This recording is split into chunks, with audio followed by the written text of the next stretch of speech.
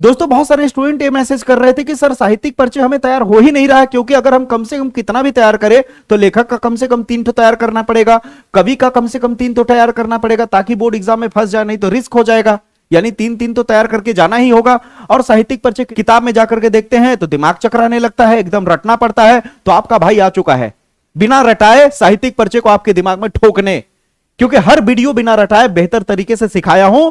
तो ये 6 साहित्यिक परिचय इस वीडियो में तैयार करवा के ही मानूंगा, ये मैं आपसे वादा करता हूं। ठीक है, तो वीडियो को पूरा अंत तक देखना होगा। दोस्तों सबसे पहले आपको बताऊंगा कि बोर्ड एग्जाम में साहित्यिक परिचय लिखने का सही फॉर्मेट क्या है, कितना लिखना होगा, कैसे हेडिंग डालना होता है, ये बताऊंगा। ठीक है, फिर उसके बाद सबसे बड़ी बात बताऊंगा कि आप साहित्यिक परिचय याद करो ही मत। एक ऐसा ट्रिक है मेरे पास कि उसे अगर आप जान गए तो साहित्यिक परिचय अपने दम पे अपने हिसाब से लिखोगे और बुक से मैच भी करेगा और आपका मार्क्स कतई कटेगा भी नहीं। समझ आई मेरी बातें? सबसे पहले तो आप अपने दिमाग से भ्रम निकाल दीजिए कि आप साहित्यिक परिचय लिख रहे हैं, जीवन परिचय नहीं। अगर जीवन परिचय लिखते हैं तो अब जाकर के बहुत ज्यादा डिटेल में उनके जीवन को लिखा जाता है। ठीक है, और जब साहित्यिक परिचय लिखा जाता है तो जीवन परिचय की थोड़ी सी झलक दिखाई जाती है। यानी कम से कम आपको जन्म, मृत्यु और वो कहां पैदा लिए हैं इतना तो कम से कम बताना ही पड़ेगा। समझ आई मेरी बातें? माता पिता बता दिए और उनकी शिक्षा बता दिए तब तो और अच्छी बात है। फिर उनका ताम झाम बताने की जरूरत नहीं है। ठीक है, कि वो यहां किए, फिर उसके बाद यहां हुए, फिर अध्यापक हुए, क्या हुए, फलाना ढिमकाना, इतना लंबा ले जाने की जरूरत नहीं है। इसलिए बहुत ही सटीक लेकर के आया हूं और ऐसी चीज लेकर आया हूं कि मार्क्स कटेगा ही नहीं। बस जैसे बता रहा हूं ध्यान से समझना। ठीक है, सबसे पहले क्या होता है, लिखने का फॉर्मेट ये होता है कि सबसे पहले आप जीवन परिचय का हेडिंग लगाते हो। भला ही साहित्यिक परिचय है लेकिन शुरू में जीवन परिचय ही हेडिंग डालोगे। ठीक है, फिर उसके बाद क्या होगा, आप 1 लाइन, 2 लाइन, 3 लाइन, 4 लाइन तो कम से कम तक खींचना ही होगा। कम से कम 4 लाइन तो खींचना ही होगा। ठीक है, और अगर ऐसे नहीं लिखना चाहते तो आप डब्बा बना के भी कर सकते हो। अगर आप ऐसे नहीं लिखना चाहते तो जीवन परिचय हेडिंग डाल के इस तरह डब्बा बना सकते हो। डब्बा बनाए हुआ जन्म लिखना, डब्बा बनाने के बाद जन्म लिखना, यहां जन्म का समय लिख देना, फिर उसका जन्म स्थान लिखना, जन्म स्थान का जगह लिख देना, फिर उसके बाद क्या कहते हैं माता पिता लिखना होगा, माता पिता लिख देना। इस तरह से भी डब्बे बना के भी करोगे तो गलत नहीं है, और ऐसे पैराग्राफ बना करके लिखोगे तो भी गलत नहीं है। जब इतना हो जाएगा तो साहित्यिक परिचय पे जोड़ देना होता है, क्योंकि साहित्यिक परिचय पूछा है तो कम से कम 4-5 लाइन तो आराम से खींचा होना चाहिए। यानी 4-5 लाइन, क्योंकि आपको पता ही होगा एक पेज पूरा भरने पे ही 5 नंबर आराम से मिलता है। ठीक है, सटीक होगा तो। अब आप सोच रहे हो कि साहित्यिक परिचय लिख दिया तो हमारा काम हो गया। गलत। कम से कम आपको रचना या कृतियां, मतलब एक ही है। ठीक है, कम से कम 2-3 लिखना होगा, 2 तो कम से कम चिपकाना ही होगा। ठीक है, इतना करने के बाद अगर आपका आधा नंबर भी कट जाए तो जो कहो मैं हार जाऊं। ये बात फॉर्मेट समझ आ गया? ठीक है, एकदम क्लियर समझ आ गया। यही सब चीजें बहुत लोग तामझाम करके बताते हैं, एकदम आसान भाषा में, सरल भाषा में, हम एक दूसरे के बोलने चलने वाले भाषा में आपको समझा दिए। ठीक है, क्योंकि मैं आपको फील करता हूं, आपके जगह पे होकर देखता हूं अपने आप को कि आपको कैसा महसूस अभी हो रहा होगा। वो सारी फील करके चीजें मैं आपको समझाता हूं। ठीक है, अब आप ध्यान से देखो। तो सबसे पहले हम लोग लेखक के 3 साहित्यिक परिचय तैयार करेंगे। ठीक है, जिनमें वासुदेव शरण अग्रवाल होगा, कन्हैयालाल मिश्र होंगे और आपका हजारी प्रसाद द्विवेदी होगा। ठीक है, इसके अलावा अगर आप पहले से कुछ और याद किए होगे तो बात अलग है। ठीक है, लेकिन 3 से कम होगा तो रिस्क हो जाएगा। अगर आप प्रोबेबिलिटी निकालोगे तो 3 तो तैयार करना ही पड़ेगा, नहीं तो रिस्क हो जाएगा। ठीक है, अब देखो हम लोग साहित्यिक परिचय देते हुए प्रमुख रचनाओं का उल्लेख करना है। ठीक है भैया, 5 नंबर का प्रश्न है। ठीक है, 3+2। अब आप ध्यान देना, सबसे पहले आपको क्या करना है, ध्यान से समझो। वासुदेव शरण अग्रवाल का चेहरा देखो, वाह कितने डिजाइन में मूछ है। ठीक है, इनका मूछ जो है पहले जमाने का फैशन है भैया।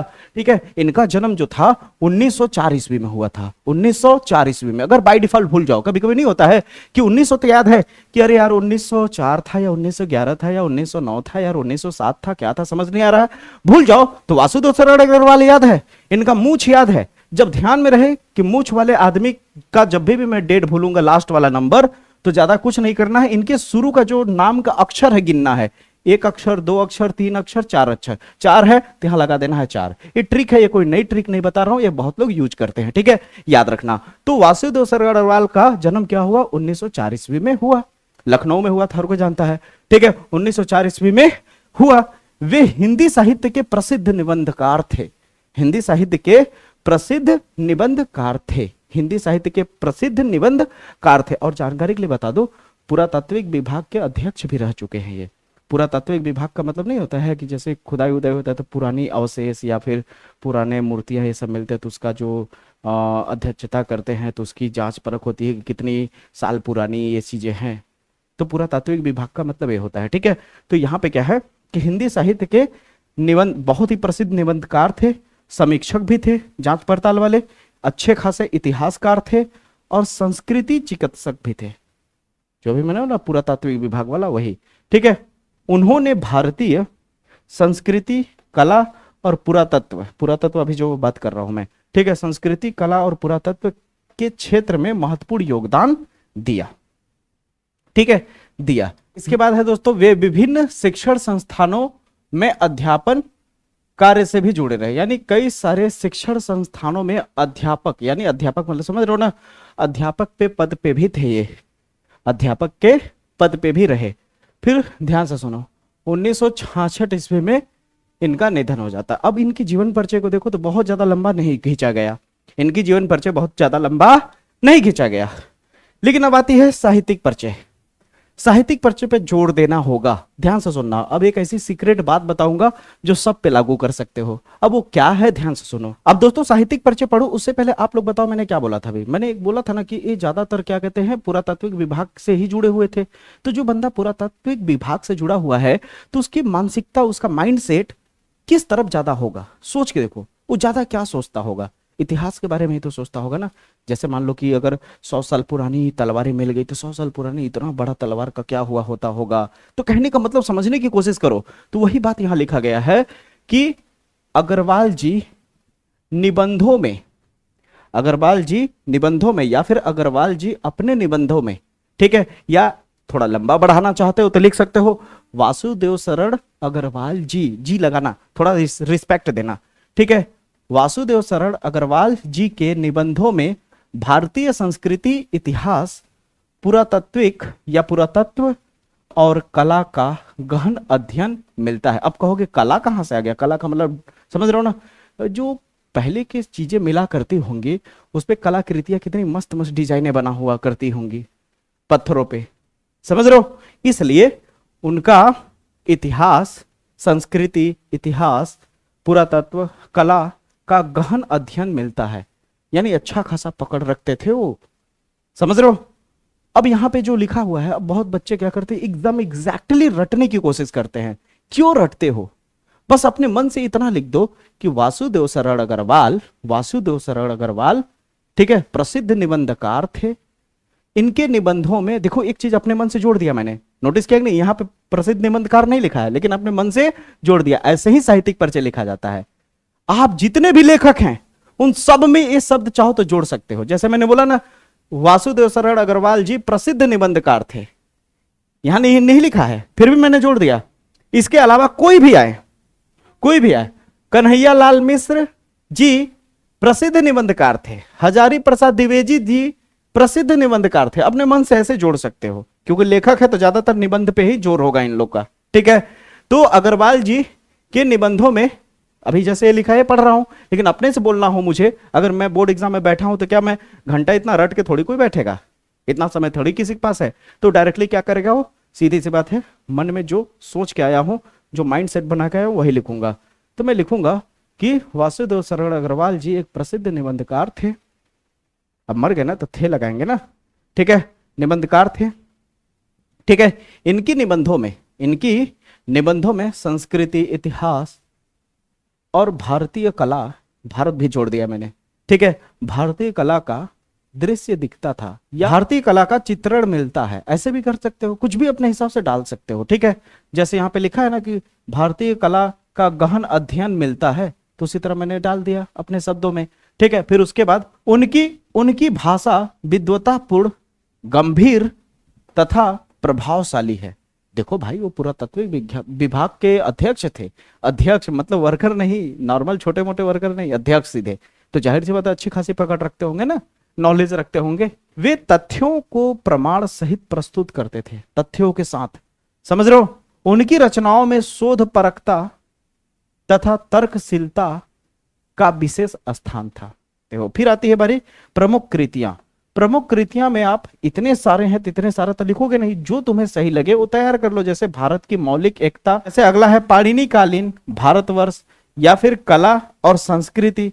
ये मान लो शब्द थोड़ा टेढ़ा मेढ़ा लग रहा है तो कला और संस्कृति दो ठो तैयार कर लो, भारत की मौलिक एकता और कला और संस्कृति, ये फिर उसके बाद अंत में लिख देना आदि उनकी प्रमुख कृतियां हैं। अब बताओ क्लियर हुआ? एक गया ना।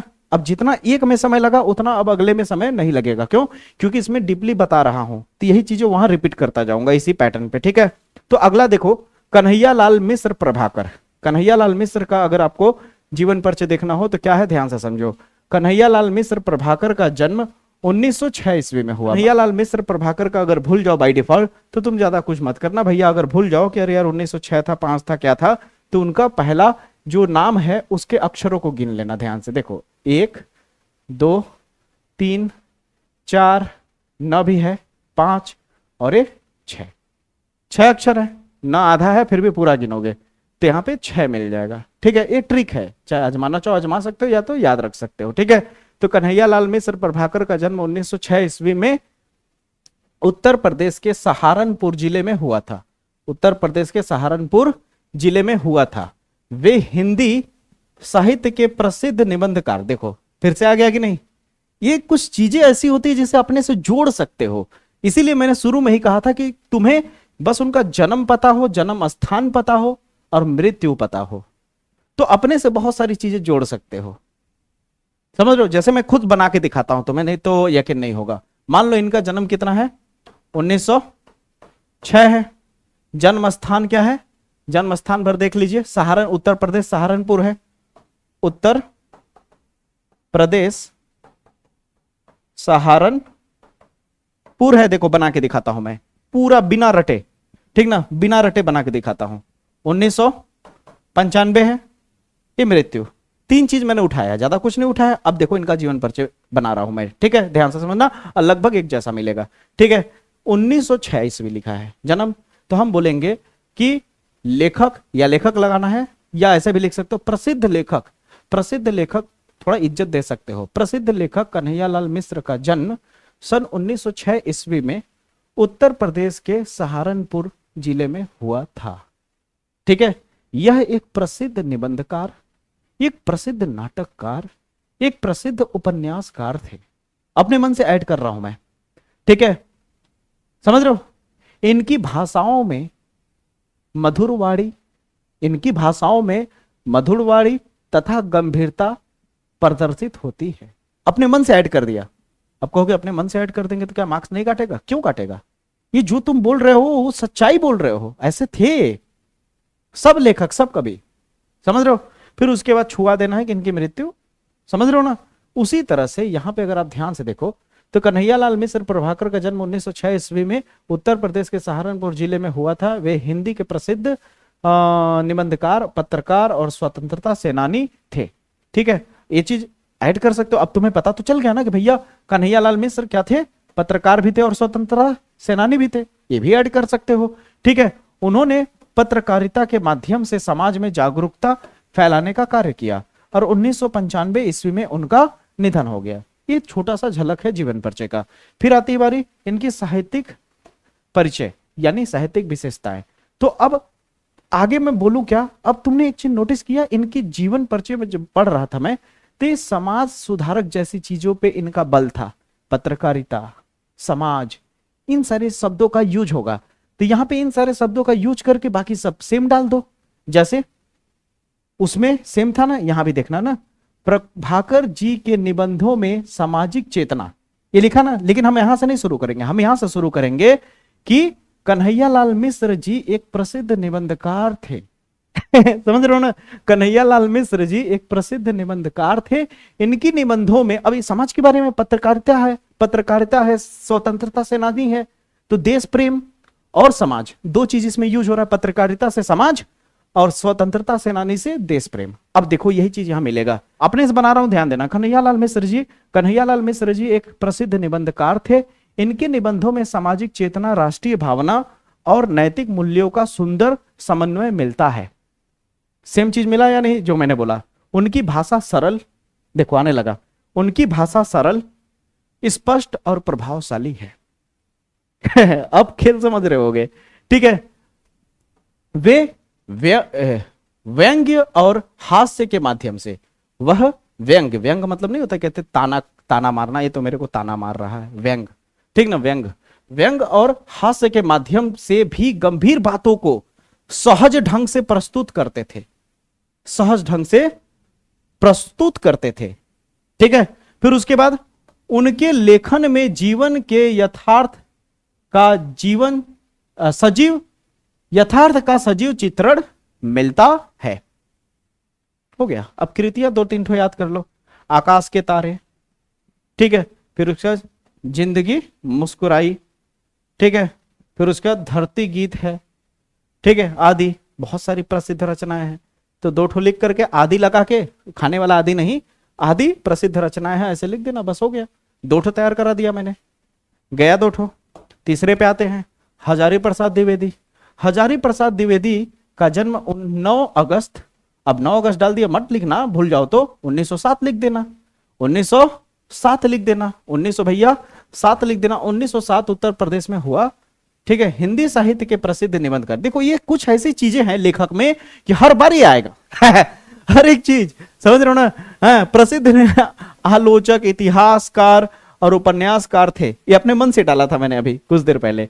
ठीक है, उन्होंने काशी हिंदू विश्वविद्यालय तथा शांति निकेतन में अध्यापन का कार्य कर चुके हैं। 19 मई 1900 क्या लिखा है हिंदी मेरे भाई, 79 बोलते हैं इसको, 79। ठीक है, 1979 ईस्वी को उनका निधन हो गया। ठीक है, अब इनकी साहित्यिक परिचय, अब साहित्यिक परिचय देना है तो ध्यान से देखो। जो मैंने पढ़ा यहाँ पे ज्यादातर कैसे थे, ये ध्यान से सुना कि ये काशी हिंदू विश्वविद्यालय के अध्यापक भी रहे हैं। ठीक है, ये प्रसिद्ध निबंधकार, आलोचक, आलोचक मतलब किसी भी चीज को, मुद्दे को देख करके उस मुद्दे पे अपनी बात कह देना, आलोचना करना। अब यहाँ पे फिर से अपने मन से डाल दीजिए, क्या था भैया नाम इनका, पहले पढ़ लें। हजारी प्रसाद द्विवेदी, तो लिखोगे कि हजारी प्रसाद द्विवेदी महान निबंधकार थे, सब में जोड़ दो। हजारी प्रसाद द्विवेदी महान निबंधकार थे। द्विवेदी जी की निबंधों में भारतीय संस्कृति, इतिहास और परंपरा का गहन अध्ययन मिलता है। उनकी भाषा सरल, साहित्य और प्रभावशाली। ये सेम चीज उनमें भी मिला ना, तो अब तो ये चीज सेम चीज सब में चिपका सकते हो ना। ये बात बहुत कम लोग बताएंगे आपको, थोड़ा मैं समय ले रहा हूं, नोटिस कर रहे होगे, लेकिन मैं आपको इतना डिटेल, इतना सही तरीके से बता रहा हूं कि आप भूलो ही मत। क्यों भूलोगे? ठीक है, यहां तक है। फिर उसके बाद वे गंभीर विषयों को भी रोचक शैली में प्रस्तुत करते थे। उनके लेखन में शोध परखता, तर्कशीलता, संस्कृति दृष्टि का सुंदर समन्वय है। ठीक है, फिर इनकी कृतियां लिख देना उठा करके, दो ठो जो भी सही लगे। ठीक है, यहां तक क्लियर हुआ। अब आ जाते हैं हम लोग अब कवि में। ठीक है, किसमें आ गए भैया? कवि में। देख सकते हो, कवि का साहित्यिक परिचय देते हुए उनकी प्रमुख रचनाओं का उल्लेख कीजिए। ये भी 5 नंबर का होगा, यानी 10 नंबर आपका इस वीडियो से तैयार करा दिया मैंने। ठीक है, अब आती है बारी जयशंकर प्रसाद की। तो सबसे पहले हम लोग बात करेंगे किसकी?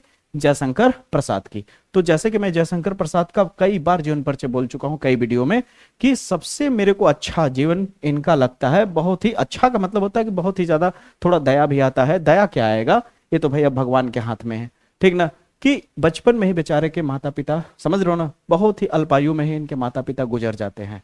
ठीक है, 1-1.5 साल तक केवल इनके भाई संभालते हैं इनको, तब तक भैया भी मर जाते हैं, बड़े भैया भी डेट कर जाते हैं। बताओ भाई कैसा लगेगा किसी को?